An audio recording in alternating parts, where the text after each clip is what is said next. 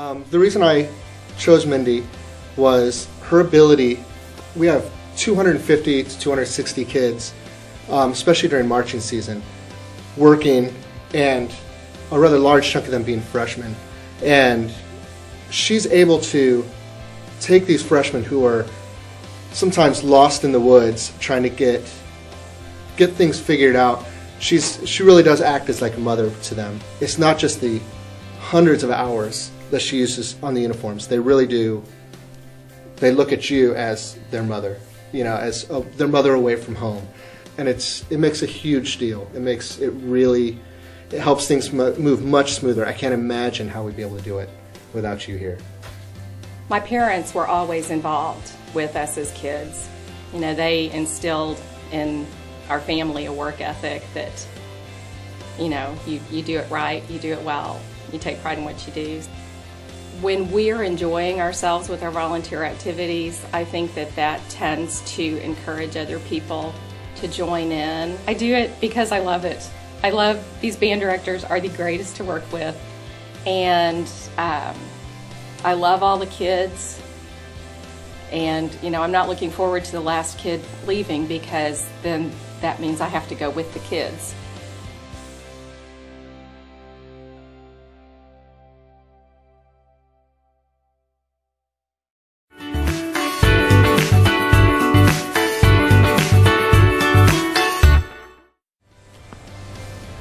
I guess in real simple terms, it just was a lot of fun. Heather had asked me to help with the chandelier, and I learned this through a text message from my son, and he was all excited about that. And I love a technical challenge, so that was just made it fun. At that point, my role transitioned into interfacing with the fly company that rigged and provided the chandelier. Making measurements for them, talking about structures that they could attach to, and that sort of thing. I know that both my kids like coming with me on volunteer activities. I'll do a church construction day once or twice a year, and they'll be interested in come along. And so maybe just by example, that they want to be part of it too and see what it's about. And once you get involved, you get those rewards of spending time with other people and doing something not because you have to and not because you're being paid, and it gives you the freedom to sort of define your role. Great people all around us in the neighborhood. The schools are great. RISD is wonderful. Pierce has been a fantastic place for my kids. So all those make me kind of feel good just living in this city.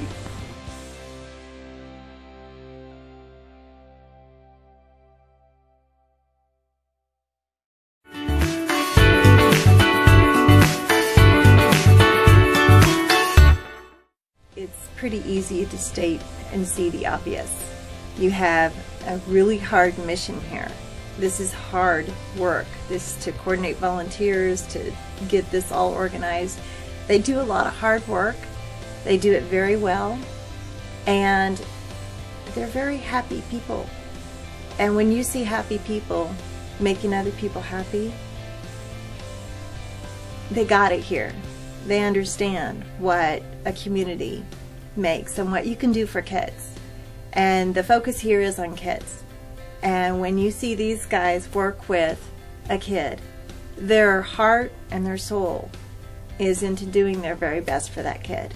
The smiles, I mean, it's not a paid job, but I get paid in smiles. And the kids, they're just really grateful. So probably by the end of this school year, we'll see over 300 students. Well, I really try to make it easy to be a volunteer here. And that can be something as mundane as having a good organization system, just so that when volunteers come in, they can find what they need quickly, and that's not something that, so they can really concentrate on the kid.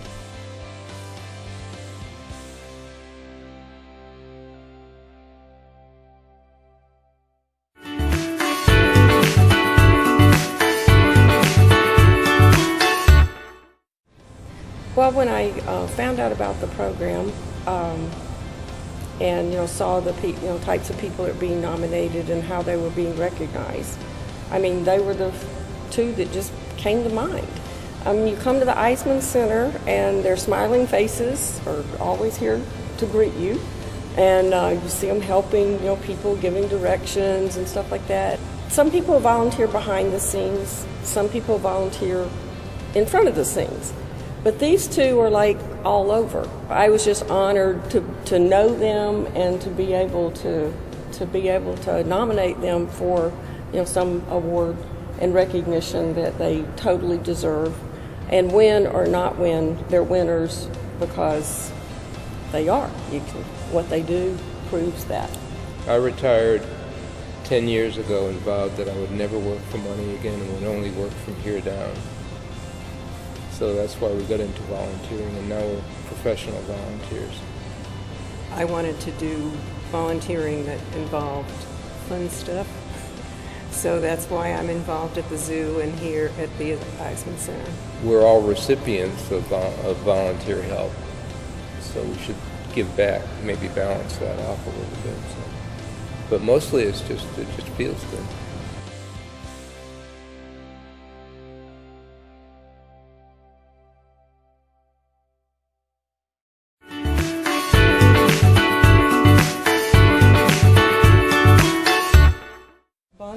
Is my Stephen minister from First United Methodist Church. There have been times that she held me while I was so sick I really didn't think I was going to make it. Prays with and for me, cuts up fruit when I'm not able to help me have something to eat. Sometimes I have to go days that I can't eat, and it's just really hard to, after not eating for several days, get up and do anything. Every morning and afternoon she has volunteer responsibilities that she fulfills, but even during the times that she's busy with her other things, if she's worried about me, she calls me, sends me cards, really has encouraged me. I work on the Wednesday morning shift back in the food room.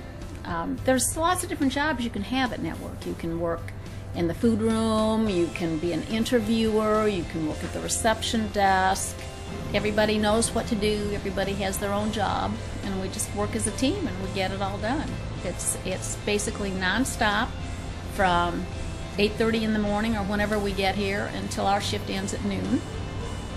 I think by my being and my involvement in the many things that I volunteer for, I have inspired other people by my actions, and I think that others have tried to join up in various things that they might be interested in as well, because they see how fulfilling it can be.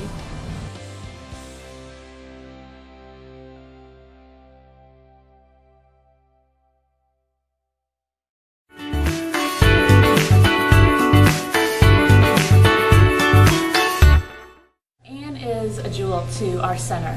I think it's unique to find someone who is willing to devote the time that she does, which is a regular 4-hour shift every week throughout the year. And so one of our needs is in the office, and specifically data entry. We have to keep track of our students, their hours, our tutors, all sorts of demographic information. And so Anne sees the value of that. She understands the importance of it, and for 7 years has devoted herself to keeping track of that for us. We rely on volunteers, and so I thank you all for what you're doing, and I especially thank volunteers like Anne for what they're doing for our community. When I retired, I was really looking for things that would be fulfilling to me, as well as helping others. And the Literacy Center really was good with that particular check mark, as it were, on what I wanted to do. It's not something that we consciously think about. It says, oh, I have to do this or I have to do that.